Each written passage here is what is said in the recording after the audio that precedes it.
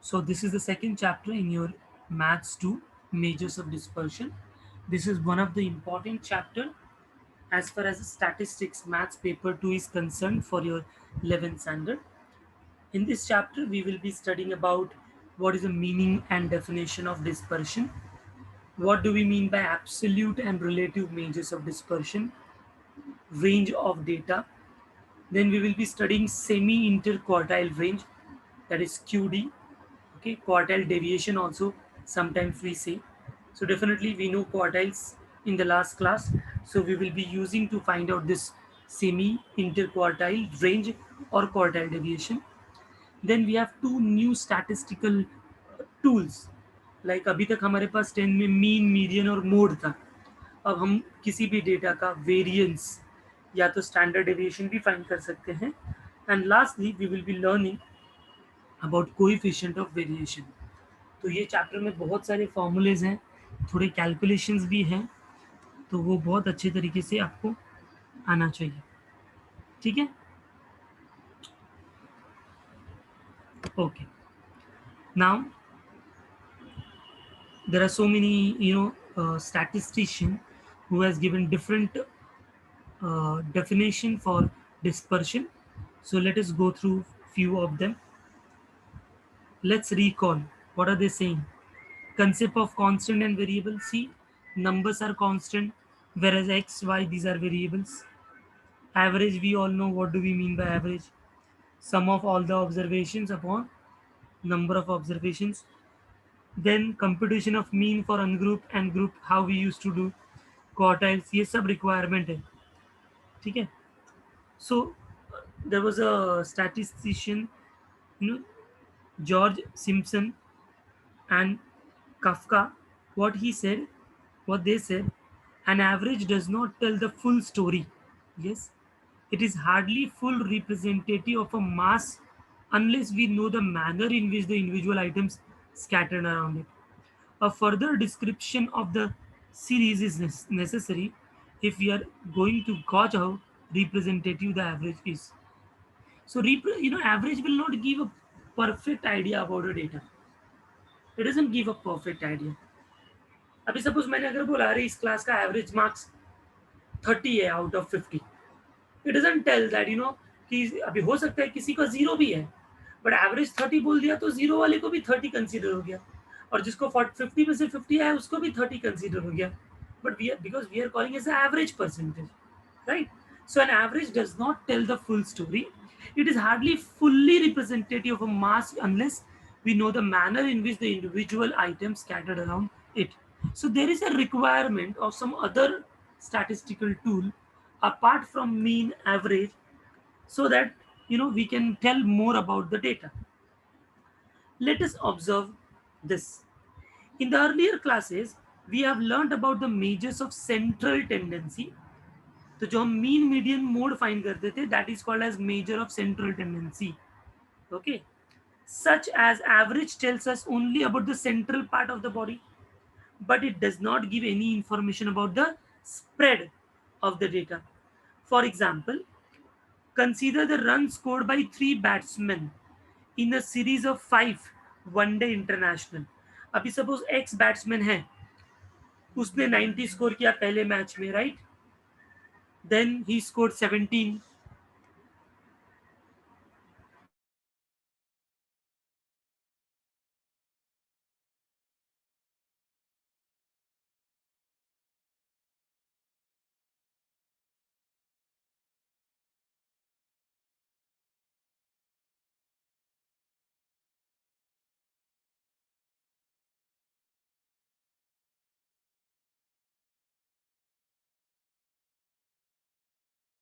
Just a minute, students.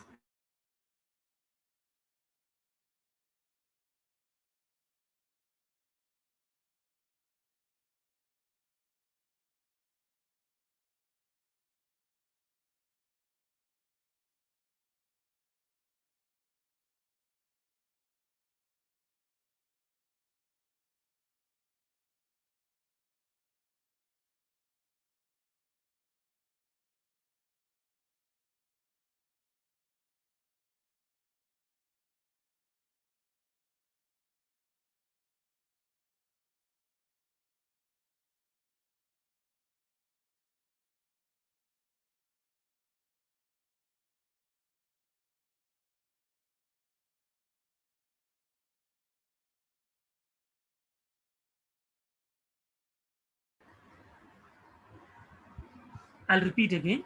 There were three batsmen X, Y, and Z. They scored runs differently, but the total runs scored by them is same.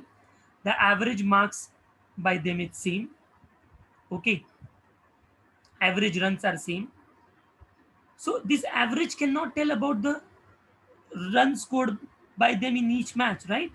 Thus, central tendency could not explain the composition of each batsman, and that is why we need to have some other measure which can give us more information in detail about X, Y, and Z. For that, we are introducing for the first time measure of dispersion. Okay. In the above example, observations from X and Z are more scattered as compared to Y. देखो scattered है कि नहीं? कभी 104 है, 90 भी है, 6 भी है, 5 है, 112 है, right? So it's more scattered as compared to Y. The scatter in observation is called as dispersion. The amount by which the observation deviated from average is called as dispersion. So dispersion क्या होता है? Average से data कितना deviated है उसको dispersion बताते हैं. Let us construct this now. Suppose यहाँ पर दो series है A 0.5 1 1.5 3 4 8. You know there are 6 data here, 6 data here. Find arithmetic mean. हम लोग find कर सकते हैं. 6 को ऐड करो डिवाइड बाय 6, 6 को ऐड करो divide by 6. Plot the two series on the number line. इन सबको नंबर लाइन में प्लॉट करो. Observe the scattered. आप स्कैटर्डनेस को देखो कि कौन सा वैल्यू कितना स्कैटर्ड है, right? Now here Spiegel gives the definition of dispersion or variation, the another name. The degree to which numerical data tend to spread out an average value is called as variation. जब किसी average value के आजू बाजू जब data spread हो जाते हैं तो उसी को हम लोग वेरिएशन या डिस्पर्शन ऐसा बोलते हैं. ठीक है. अभी मेजर्स ऑफ डिस्पर्शन में ये चार चीजें आती हैं. जैसे मेजर ऑफ सेंट्रल टेंडेंसी में तीन चीजें आती थी, मीन, मीडियन और मोड. 10th स्टैंडर्ड में हमने सीखा. वैसी मेजर्स ऑफ डिस्पर्शन में ये चार चीजें आती हैं. Range, semi inter quartile range या क्वार्टाइल डेविएशन भी बोलते हैं, वेरिएंस एंड स्टैंडर्ड डेविएशन. एक एक करके हम सबका फॉर्मूला लिखेंगे और उसको सॉल्व करना स्टार्ट करेंगे. So all of you make a heading, measures of dispersion. Following measures of dispersion are the commonly used. ये पूरा कॉपी करो. फिर नंबर 1 लिखो रेंज. फिर मैं बताता हूँ रेंज क्या होता है. Copy this much and let me know if it is done. Notebook में लिखो चैप्टर का नाम मेजर्स ऑफ डिस्पर्शन. फिर उसके अंदर ये लिखो.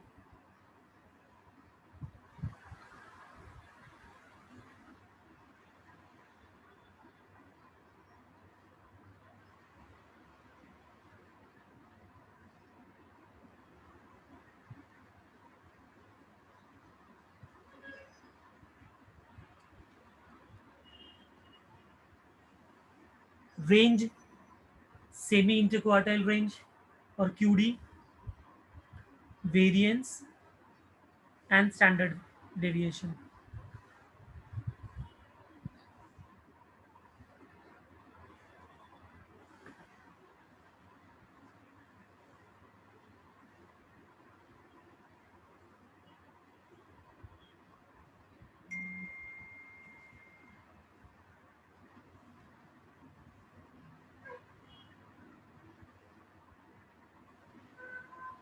Done.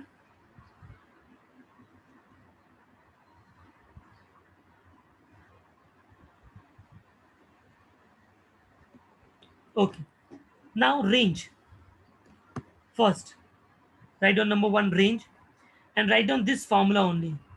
Range is equal to largest value minus smallest value equal to L minus S, where L is largest value, S is smallest value. Just write down the formula.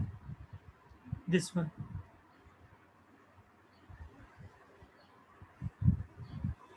This is one of the simplest measure of dispersion. जो भी data होगा वो data को हम ढूंढेंगे कि सबसे बड़ा ऑब्जर्वेशन कौन सा है और सबसे छोटा ऑब्जर्वेशन कौन सा है. ठीक है. Largest observation and smallest observation.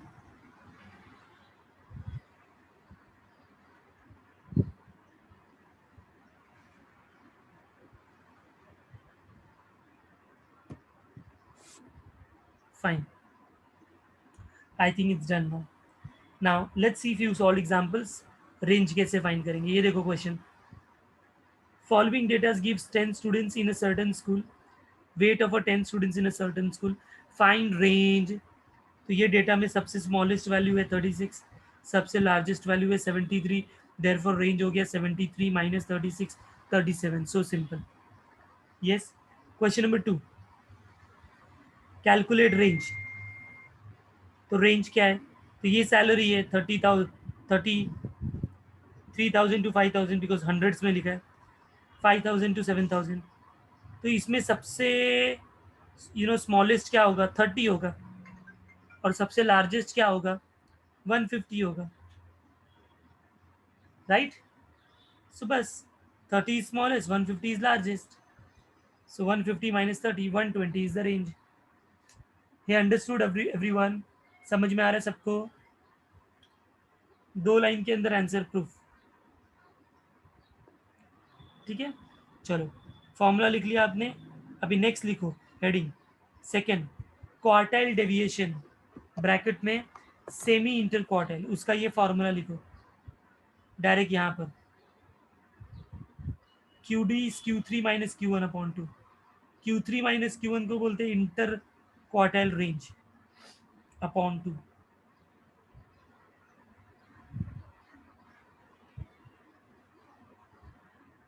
इसको सेमी क्वार्टाइल भी बोलते हैं, semi inter quartile. Just write down this formula. Q D is Q3 minus Q1 upon 2. अभी Q3 कैसे फाइंड करते हैं, Q1 कैसे फाइंड करते हैं, इनको मालूम है. हम ग्रुप डेटा के लिए, तो अगर कभी भी QD पूछेगा तो आपको क्या करना है, Q1 और Q3 फाइंड आउट करना है, इसमें सब्स्टिट्यूट करना है फॉर्मूले में. सो Q3 minus Q1 upon 2 will give you quartile deviation. Everyone understood quartile deviation का फॉर्मूला. ठीक है. अभी जैसे कि सॉल्व एग्जांपल है, देखो क्वेश्चन में बोला है find semi inter quartile range. Data दिया है 11 स्टूडेंट्स के मैथमेटिक्स के मार्क्स. तो याद करो फर्स्ट लेक्चर क्वार्टाइल्स कैसे फाइंड करते थे. पहला डेटा को अरेंज करते थे, डेटा को अरेंज किया, n इक्वल टू 11 है. अभी ये अनग्रुप डेटा है, तो Q1 का फॉर्मूला याद आ रहा है आप लोग को, n plus 1 upon fourth observation. n is 11, 11 plus 1 12, 12 divide by 4 third observation. Third observation है 58. सो Q3 का वैल्यू, Q1 का वैल्यू हो गया 58. ऐसे हम Q3 फाइंड करेंगे 3 इंटू एन प्लस 1. तो 3 इंटू एन प्लस 1 को सॉल्व किया. ठीक है. तो वो कितना ऑब्जर्वेशन आएगा, 3 इंटू 3 नाइन्थ ऑब्जर्वेशन आएगा. तो नाइन्थ ऑब्जर्वेशन वहां पर दिया है 79. तो आपको Q1 मिल गया, आपको Q3 मिल गया. आपने फॉर्मूला लिख दिया Q3 minus Q1 upon 2. 79 minus 58 upon 2, 21 upon 2 is 10.5. Have you all understood this problem. Semi quartile range का फर्स्ट प्रॉब्लम समझ में आया सबको. Very simple. वैसे अभी ये ग्रुप डेटा दिया है, तो ग्रुप डेटा में हम लोग कैसे करते थे.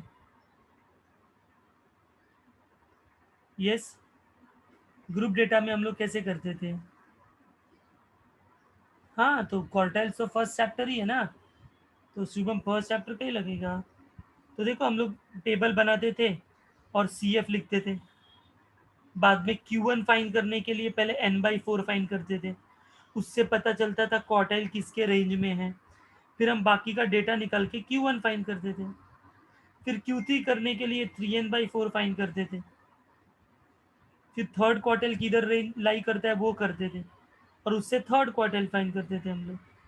फिर जैसे ही first and second question, first quartile और थर्ड क्वार्टाइल मिल गया, सब्स्टिट्यूट करके सॉल्व कर दिया तो आंसर आ गया. सबको समझा क्या.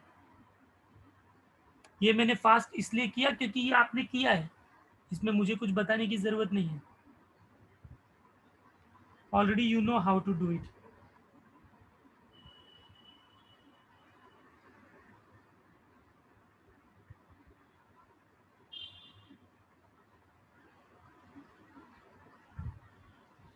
ओके,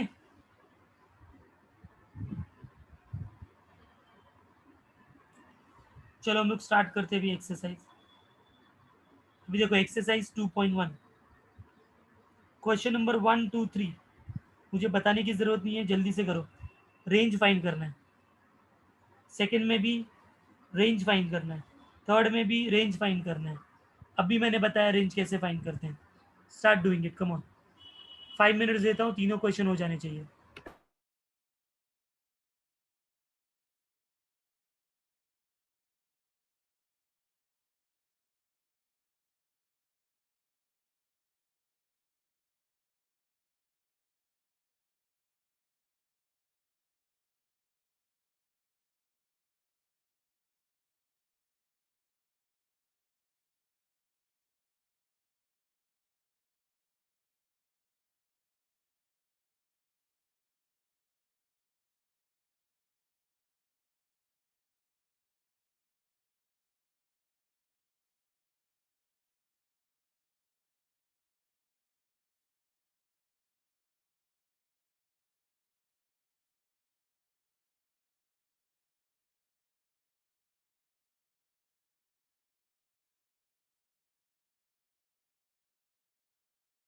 आंसर पोस्ट करते जाओ ग्रुप में। फर्स्ट का आंसर, फॉर्मूला लिखो पहले। Range equal to largest minus smallest observation. तो एल क्या है वो लिखो, एस क्या है वो लिखो।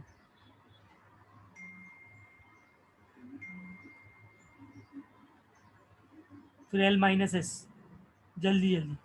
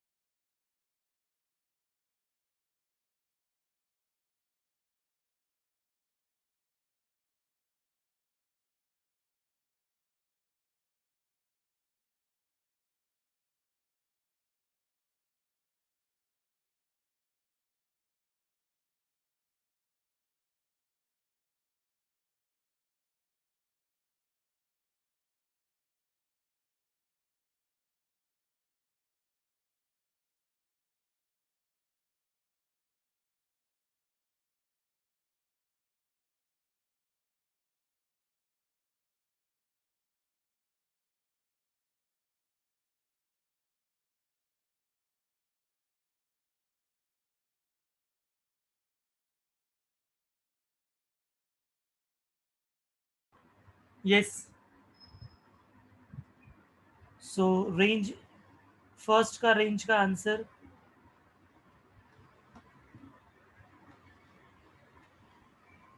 717। ठीक है, 717। Largest is 967, smallest is 250. So range is 717. Right. Question number 2. Smallest is 12 or 10, sorry, and largest is 20. 1. So smallest 10, largest 21.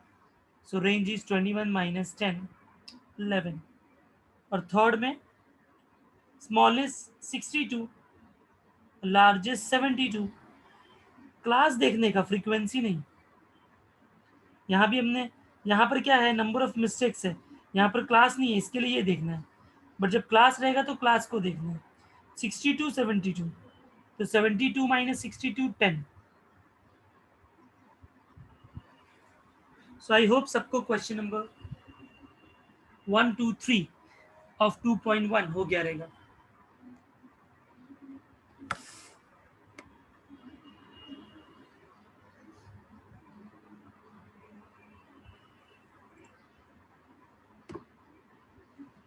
Let me, make another book.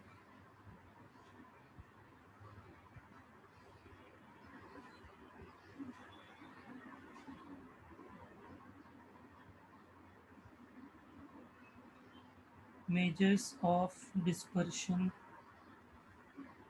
first lecture.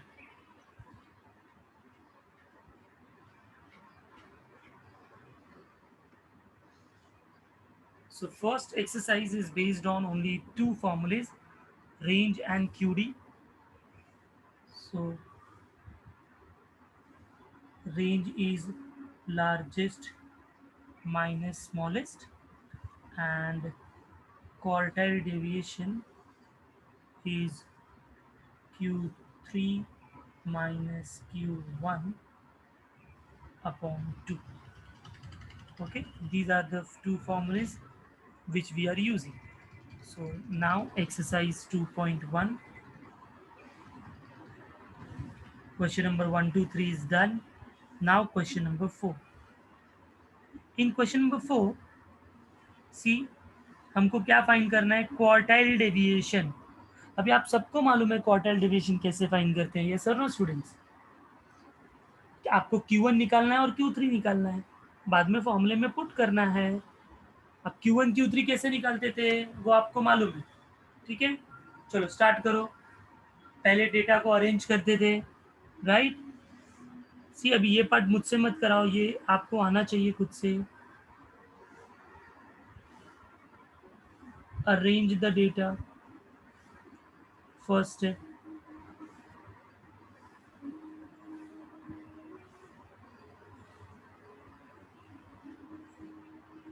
Data को अरेंज करने के बाद you will write n.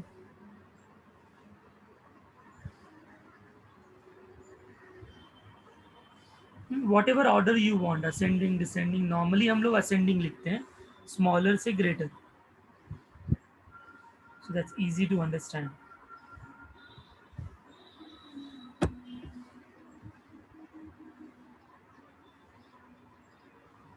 So it is like 3, 3, 5, 5, 8, 9, 11, 15, 16, 17, 19. Please verify.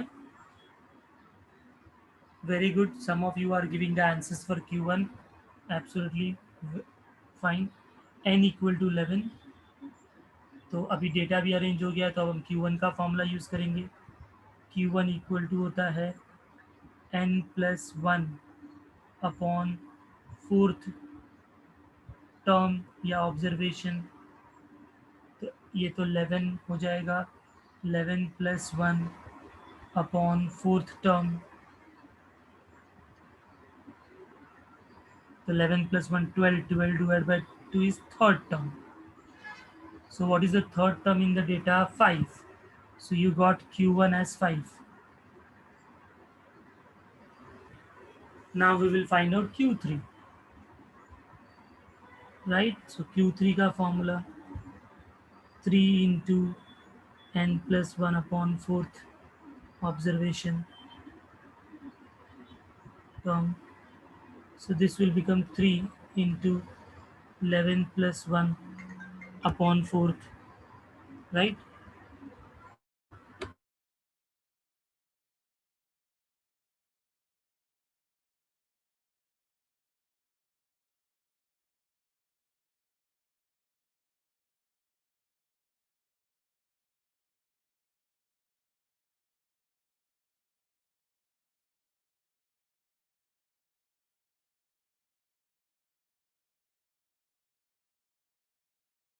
Ninth term आया, तो ninth term क्या है हमारे data में? 16. तो ये 16 हो गया. अब इसके बाद तो आपको QD फाइंड करना है ना, तो that's simple. QD is equal to Q3 minus Q1 upon 2. So Q3 आया है 16, Q1 आया है 5 upon 2, 11 upon 2. So it is going to be 5.5. I hope सबको ये समझ में आ रहा है हमने ये कैसे किया है. Q1, Q2, Q3 निकाल कर QD कैसे फाइंड आउट किया.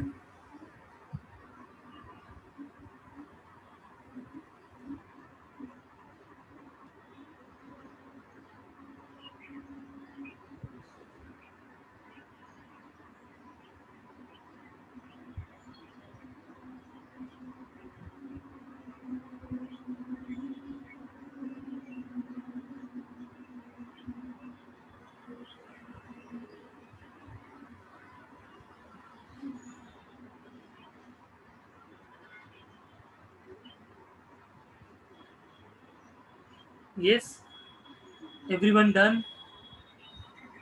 किसी को कोई तकलीफ?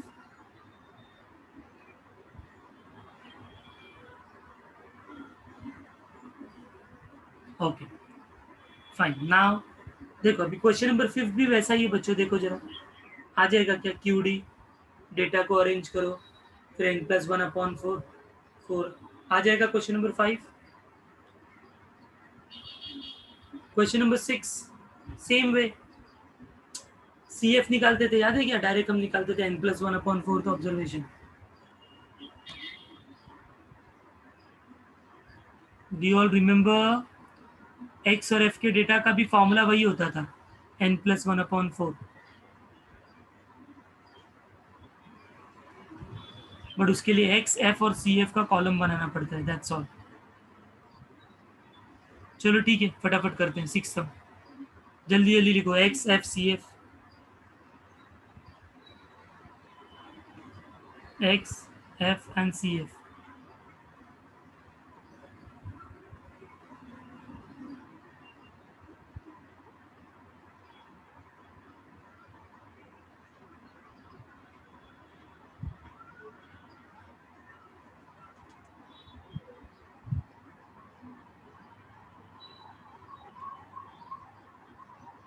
क्वेश्चन 6, एक्स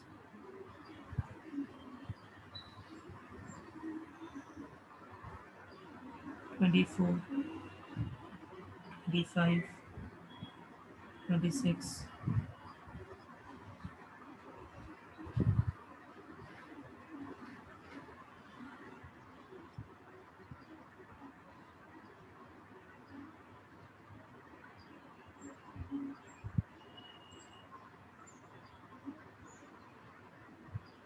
सी एफ कैसे निकालते हैं सबको मालूम है। Yes yes, that fifth sum is homework, yes. So it is 6, 6 plus 5, 11, plus 3, 14, plus 2, 16, plus 4, 20, 27, 30. N is 30. And now we will use Q1, Q3 का formula. So Q1 is N plus 1 upon 4th observation. और N 30 है. So 30 plus 1 upon 4th observation. 31/4 divide करेंगे। 4 7 ज़ा 28, 3 बचा 30, 4 7 ज़ा 28, 4 5 ज़ा 20, 7.75, right. अभी 7.75 observation कैसे फाइंड आउट करेंगे? तो डायरेक्ट देखने का कौन से दो सी एफ के बीच में 7.75 आता है, कौन से दो सी एफ के बीच में।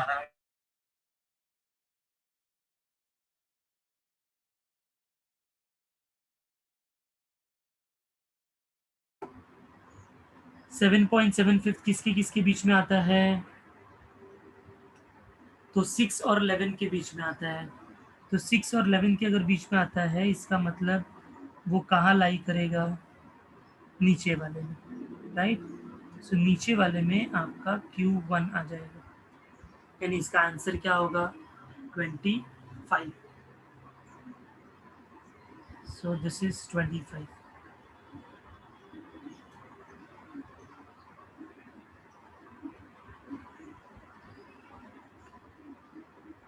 Now similarly we will find out Q3. Q3 is 3 into n+1. अभी already n+1 upon 4th observation तो हमने किया है ना, तो उधर सब्स्टिट्यूट कर देंगे। कितना आया था n+1/4? 7.75। इसको मल्टीप्लाई कर देंगे तो ये आपको मिलेगा 3 5 15 के, तो ये हो जाएगा 23.25। अभी हम देखेंगे 23.25 किस दो के बीच में टेबल में। सो 23 है 20 और 27 के बीच में, तो इसका मतलब फिर 27 में आएगा Q3। इसका मतलब Q3 क्या हो जाएगा 29।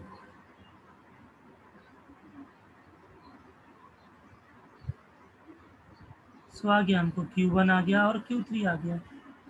देयरफॉर QD होता है Q3 minus Q1 upon 2। So this is 29 minus 25 upon 2, 4 upon 2. So your final answer is 2.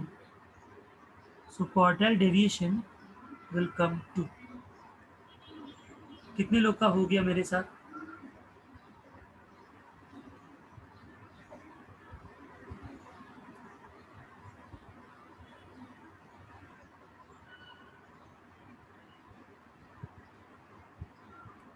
So it's quite easy because already we have done this type of problem.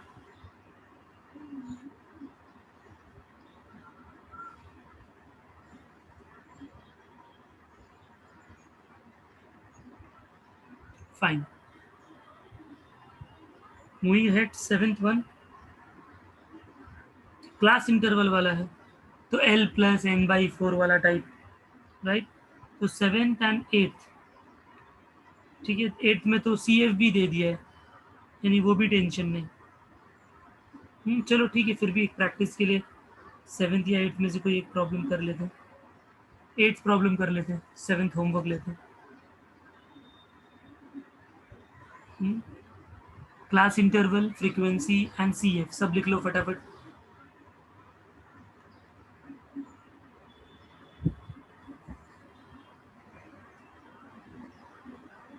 Yes, eighth करना है, seventh will be homework.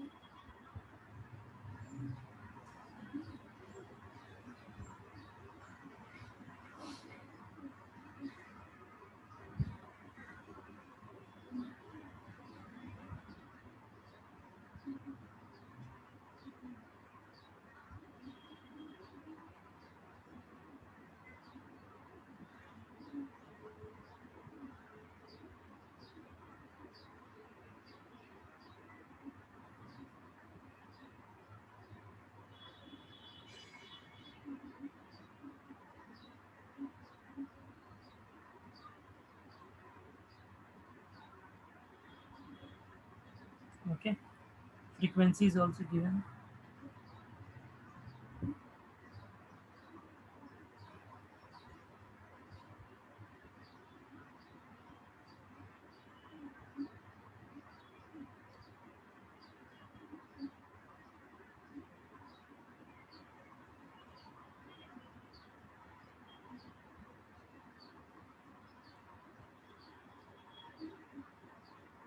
इसका total 60 होगा obviously. Table complete करो पहले सब लोग।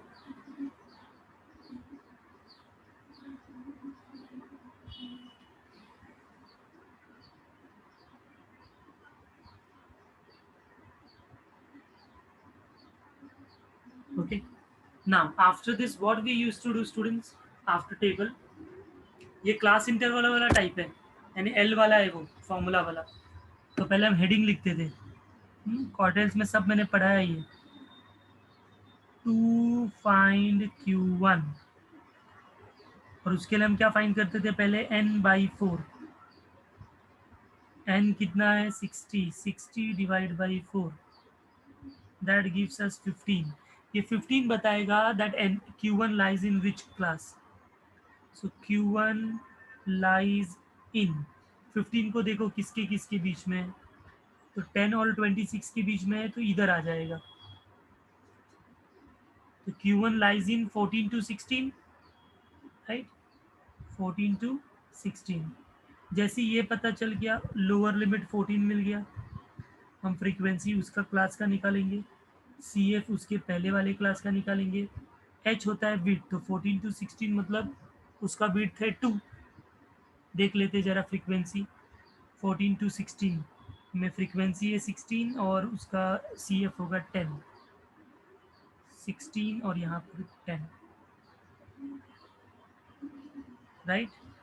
अब हम Q1 का फॉर्मूला लिखेंगे और उसमें सब्स्टिट्यूट करके सॉल्व करेंगे। सो Q1 formula is L plus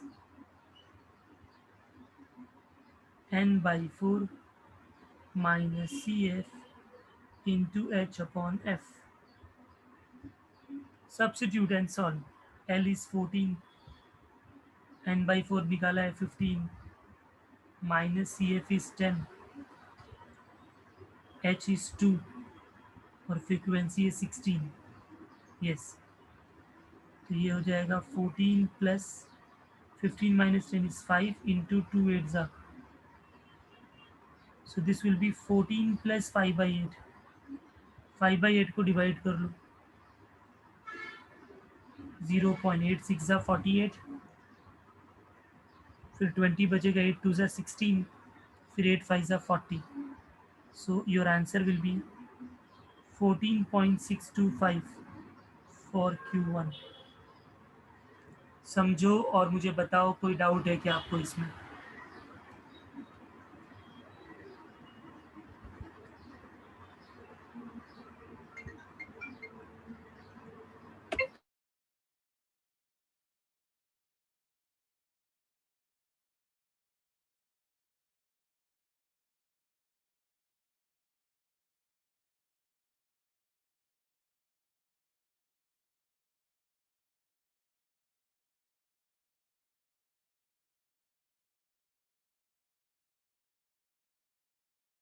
ये स्टूडेंट्स, तो ये इस तरीके से हमने Q1 फाइंड कर लिया।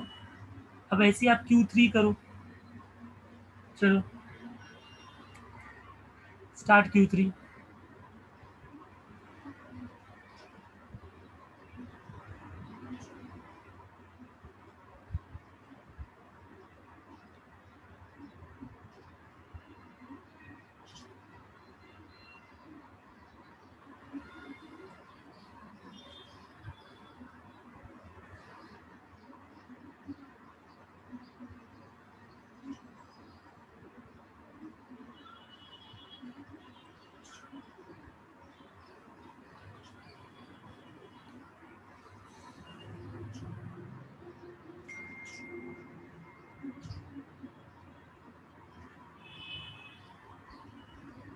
यस, Q3 के लिए क्या करेंगे?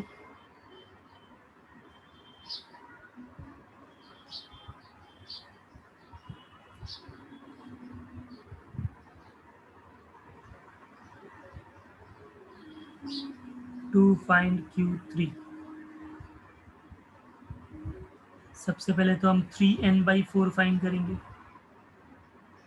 So it is going to be 3 into 60 upon 4। सो ये 4 से 15 में जाता है। सो 15 3 ज़ा 45। Then we observe 45 lies in which class? So 45 जो है वो कौन से दो CF के बीच में आता है? 40 और 58 के बीच में आता है। तो इसका मतलब वो 58 में होगा। 18 to 20, ठीक है। सो 18 to 20 हो जाएगा। So we will write that, therefore Q3 lies in 18 to 20। जैसे ये पता चला L आ जाएगा 18, F उसके सामने रहेगा, हम फाइंड करके लिखेंगे। CF और H तो है 2। So what is their frequency? Let me check. Frequency is 18 or CF 40. 18 and 40. Then we write the formula that Q3 is equal to L plus 3n/4 minus CF into H upon F. So L is 18 plus 3n/4 is already calculated, 45 minus 40, width is 2, frequency is 18. Solving this, 18 plus 45 minus this is 5 into 1 upon 9. So it will become 18 plus 5/9. Let us divide 5 to 9. सो 0.50, 9 5 ज़ा 45, फिर 50, तो ये 5 5 आते जाएगा. So we can write 18.55. 5555 को 56 भी लिख सकते हैं, because it is going to be in continuous form, right? So it can be written as 18.56 is Q3.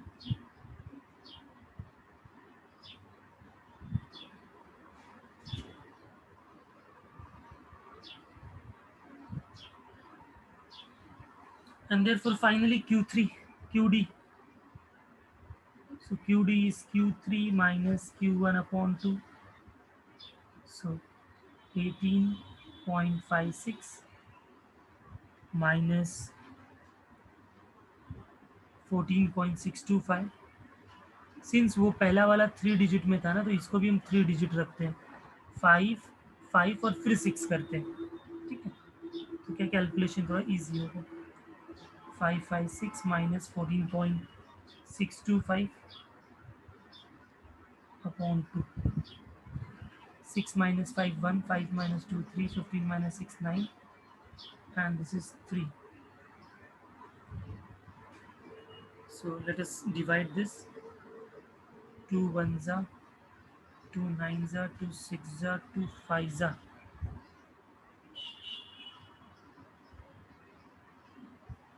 right? And then 2 5s are again.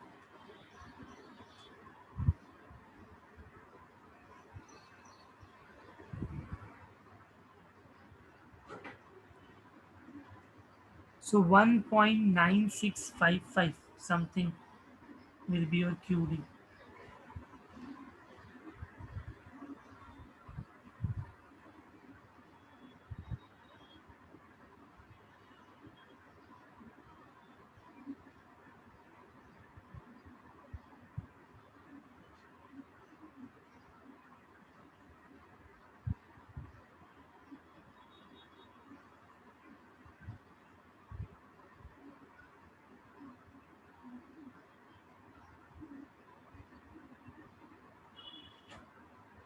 Everyone understood, completed?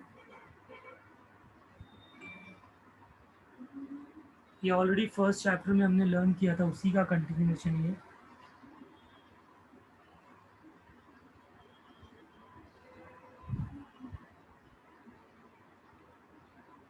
Okay,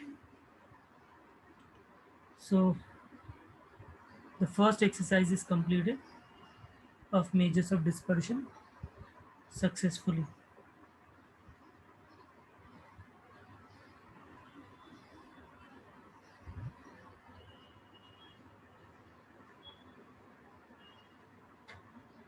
Now for next exercise we have another two uh, measures of dispersion, that is variance and standard deviation, that we are going to discuss. So today we will be only doing formula. Next time we will be starting their sums based on that. So all of you write down heading third, measures of dispersion, that is variance.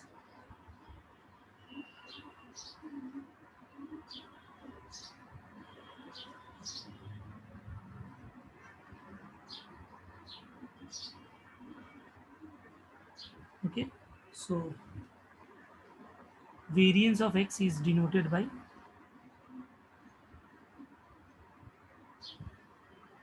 it is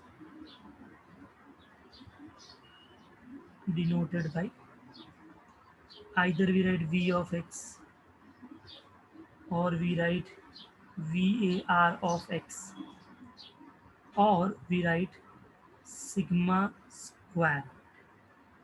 अब variance x का होता है, y का होता है, तो वो x का मतलब है variance of x.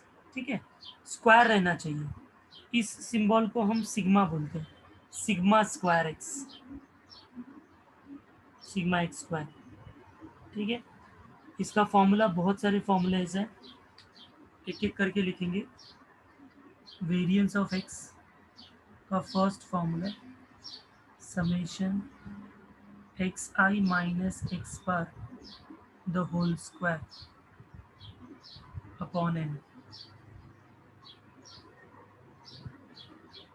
Second, summation xi square upon n minus x bar का square.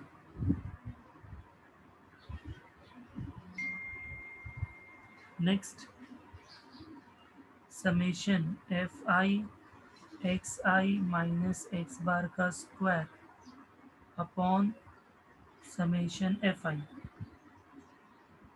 and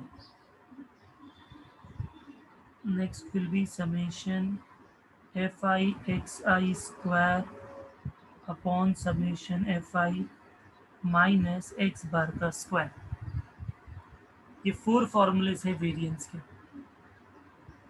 इसमें जो पहला 2 फॉर्मूला है वो अनग्रुप डेटा के लिए है, मतलब जब डेटा कॉमा कॉमा करके लिखा रहेगा तो. For raw data. और अगर एक्स एफ का कॉलम रहेगा, एक्स एफ का कॉलम रहेगा जिसमें फ्रीक्वेंसी दिया रहेगा, उसके लिए ये रहेगा.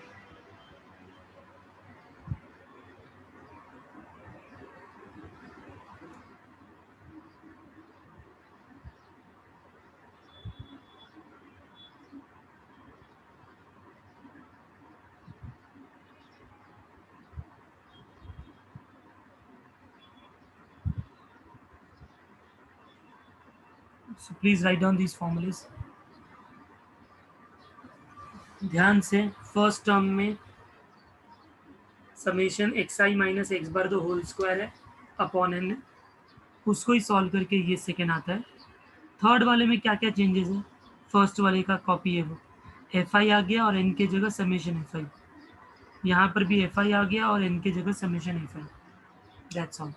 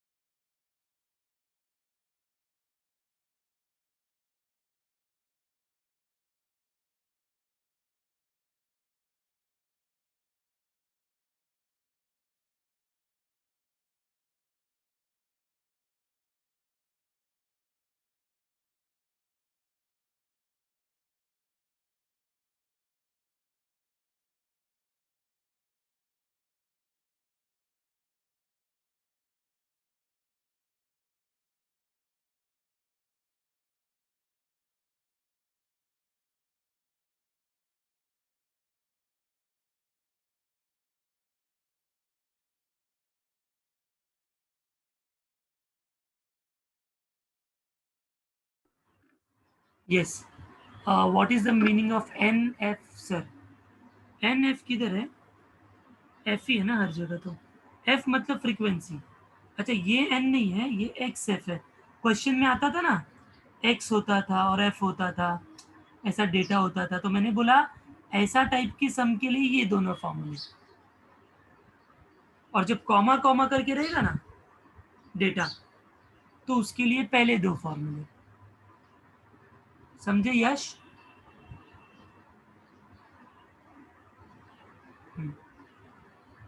तो ये आपका वेरिएंस का फॉर्मूला है स्टूडेंट्स. अभी जैसी वेरिएंस का फॉर्मूला है ऐसा ही हम बोलेंगे स्टैंडर्ड डेविएशन. तो नेक्स्ट हेडिंग डालोगे standard deviation. Standard deviation is denoted bye,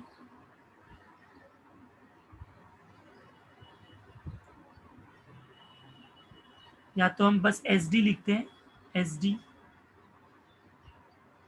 S D stands for standard deviation of X. Standard deviation of Y, या तो हम बस सिग्मा लिखते हैं, सिग्मा एक्स, सिग्मा एक्स, ठीक है।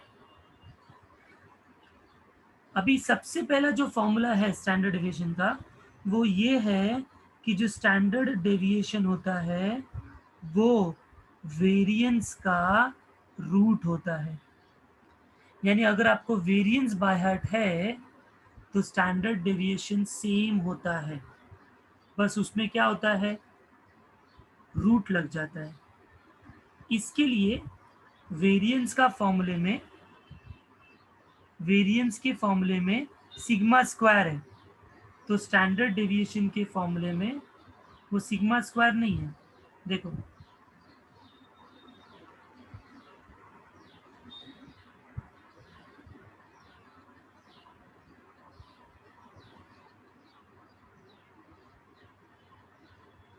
मैं पूरा फॉर्मूला यहाँ पर कॉपी कर रहा हूँ, ठीक है, ये यहाँ पर आ गया, वेरिएंस वाला ही फॉर्मूला है।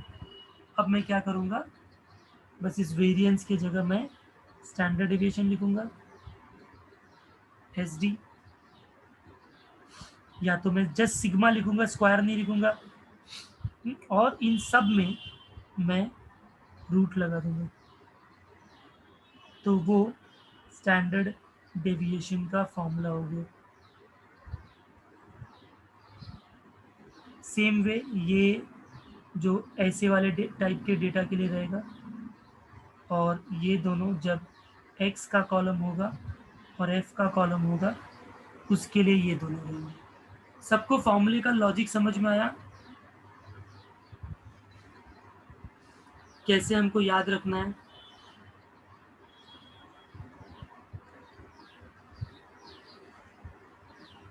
ये स्टूडेंट,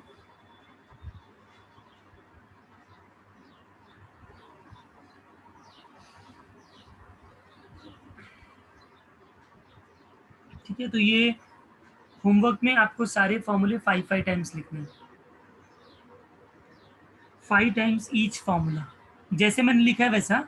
ये एक फॉर्मूला, फिर दोबारा इसको 10 बार नहीं लिखेंगे, 5 बार नहीं, पूरा एक सेट लिखने का 1 टाइम, फिर एक बार वापस से, फिर एक बार वापस से, ऐसे 5 times variance, 5 times standard deviation.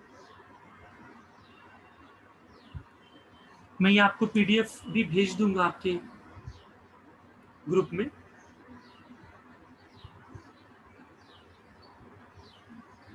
ठीक है स्टूडेंट्स, सो आज के लिए हम लोग यहाँ पर ही स्टॉप करेंगे। नेक्स्ट टाइम हम लोग क्लास में इसका यूज करके सम्स कैसे सॉल्व करने हैं और थोड़े कुछ प्रॉपर्टीज हैं वेरिएंस और स्टैंडर्ड डेविएशन की, वो करेंगे, और उसके बाद हम सम स्टार्ट करेंगे। ओके, सो 2.2 एक्सरसाइज हमारा वेरिएंस के ऊपर बेस्ड है, वेरिएंस स्टैंडर्ड डेविएशन दोनों। फिर एक और एक्सरसाइज रहेगा third.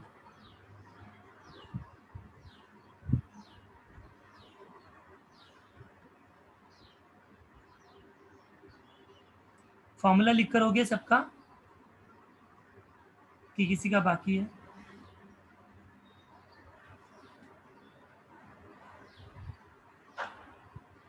Okay, so thank you very much students, I'll send the PDF in your WhatsApp group. Bye bye.